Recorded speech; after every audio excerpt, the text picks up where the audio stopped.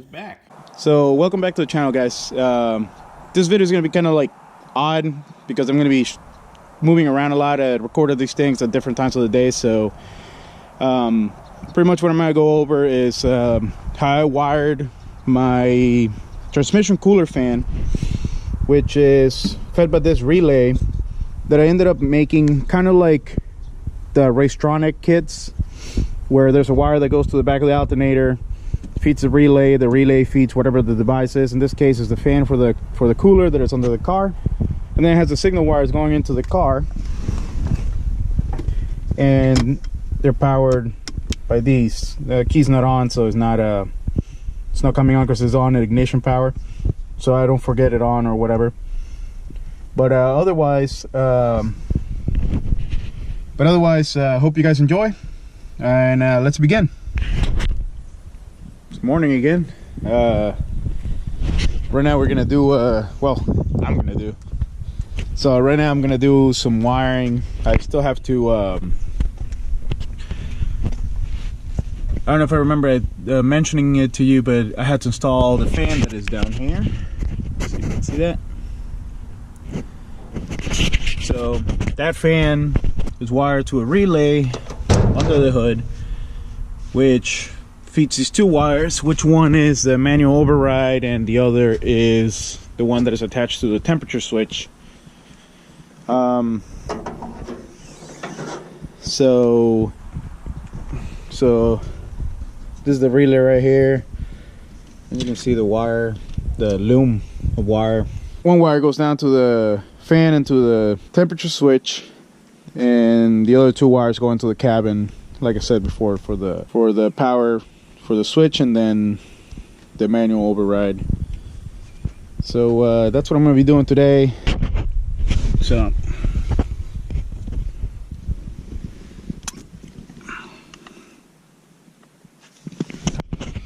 just took the panel off. You can see some of the wiring down here. That's, believe it or not, that's clean. These cars came pretty shitty from factory, and like you can see all the wires I've added.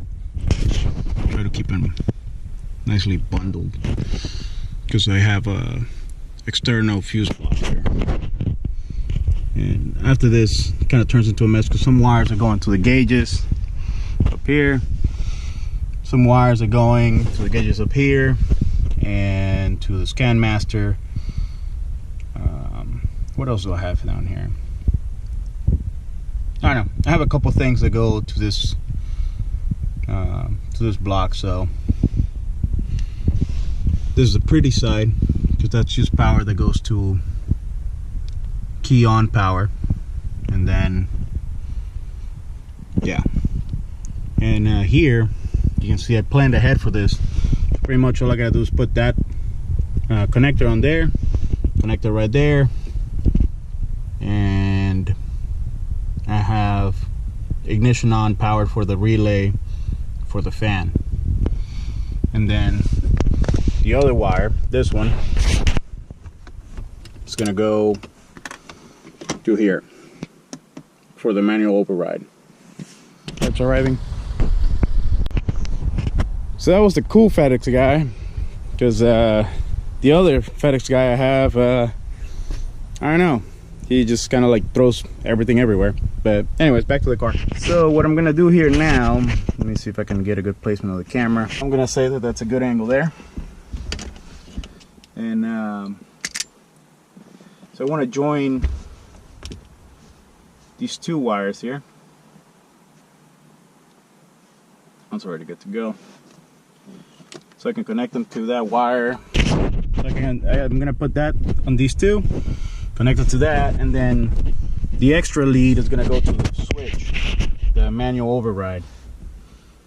And I don't think it's gonna fit. I'm gonna have to get a bigger one. And nope, that fits. All right. Huh. Actually fit really well. I am pleasantly surprised. I don't think it really matters, but I'm kind of picky at which way I crush these. As you've seen in prior videos, I like to use the non-insulated side. because I don't know, it feels like it gives me a more secure connection. Yep, very good connection there. So here, so this to there. I left myself enough wires so I can tuck it back there and then have this running with the rest of the wires. Keep them bundled, keep them together, keep it clean. And so this wire, this long wire, these two wires actually. Two wires here, I'm going to bundle them and they're going to run to that switch, which might be a little short, but extending is not a big deal. So yeah. So here I'm making the extension for the wires, and having the right tool for the job makes everything so much easier.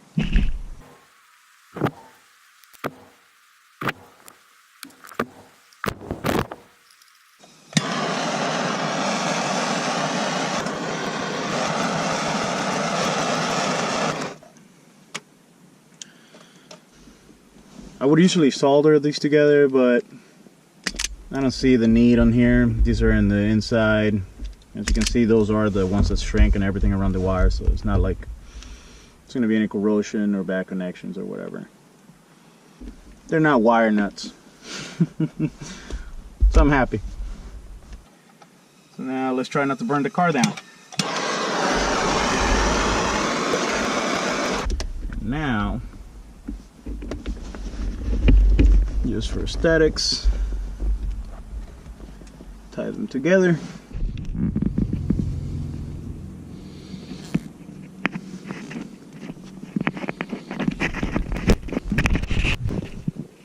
I need more zip ties. And bam. Now here the connectors are gonna go to the switch. Finito. Alright, so now So now, I just need my little screwdriver, handy dandy, and we're gonna take these off. That. I need to have them all the way out, that way I can grab this little panel. And there we go.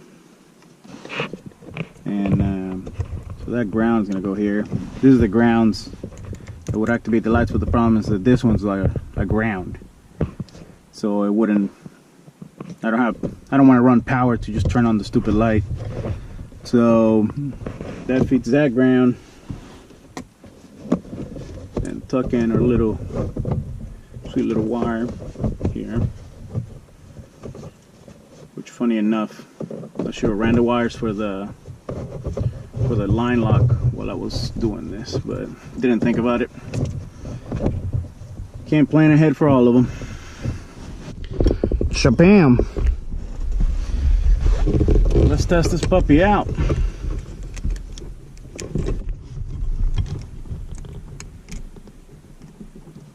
Connected to this. Connected to that.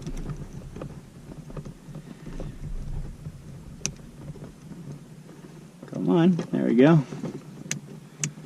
All right. So let's hope for no smoke. All right, and the LED doesn't work. Oh no, it does. On, off, perfect. I don't know if you can hear or not, actually. Hold on, let me turn the fan off. So flip it. Fan comes on down there. And we're good to go. So, yeah. Just in case you're wondering, this is for the power logger, which is like a piggyback that is attached to the bottom of the ECU. Someday I'll probably go over it, because not a lot of people always have questions about it. But Bob Bailey, the person that is whose brainchild that is, he's pretty good about getting with people and helping them out when they have issues. I'm one of them. I can attest to that, because when I first got it, I couldn't get it to connect to my computer, and every time I've had any questions, he's been there to help. So yeah, fan on, bam. So that's off. Actually, I'm gonna leave that one on because I like that one on. I still gotta run the wire. So for the, oh wait, I haven't told you guys what the wires for that are. That'll be a surprise for another day. Anyways, going back over here. Put this back on.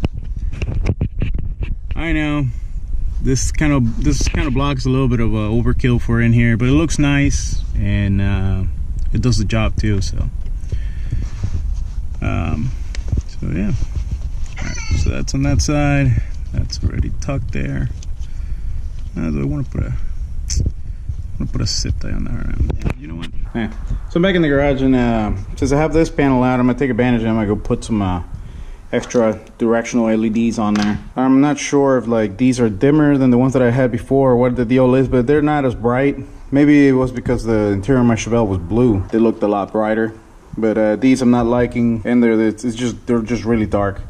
So I'm gonna add a couple directional ones, which I'm gonna put one here, then one there. I was thinking of having one pointing towards the chair, but I don't want to having the glare of it coming to my face.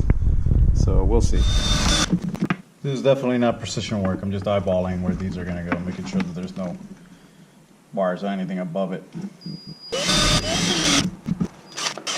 2 clean holes.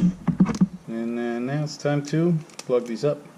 The original plan for these was to put a couple on the rear view mirrors, but they're a pain in the ass to work on, so I decided otherwise.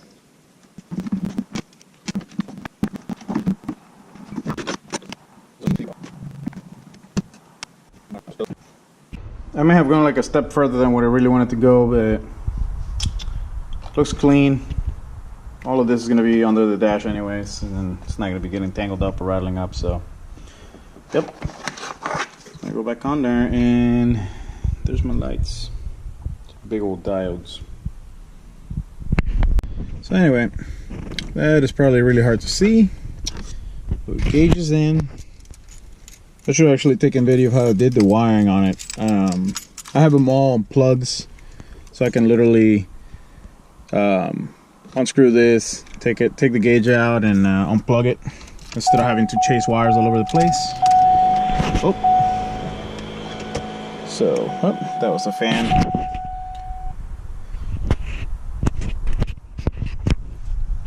So gauge is set.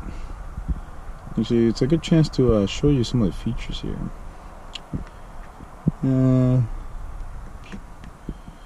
That's you can set the brightness of the light. I like it blinding. Blinding's good. And yeah, that's it for the gauge install. Here's the lights. So here's the lights. The camera's adjusting, but as you can tell, compared to everything else, how dark it is. Yeah. So this is the driver's side. That's the passenger side, which, wow, you can barely see it, but there is it. With the new lights, with the old light. New lights, old light. And lastly, the fan underneath the car, which you can hear running when I flip the switch. Which, as I said, I have it on ignition power, so if you can hear the fan running right now. It's on. Oh, I forgot to turn it off, and it turns off anyways.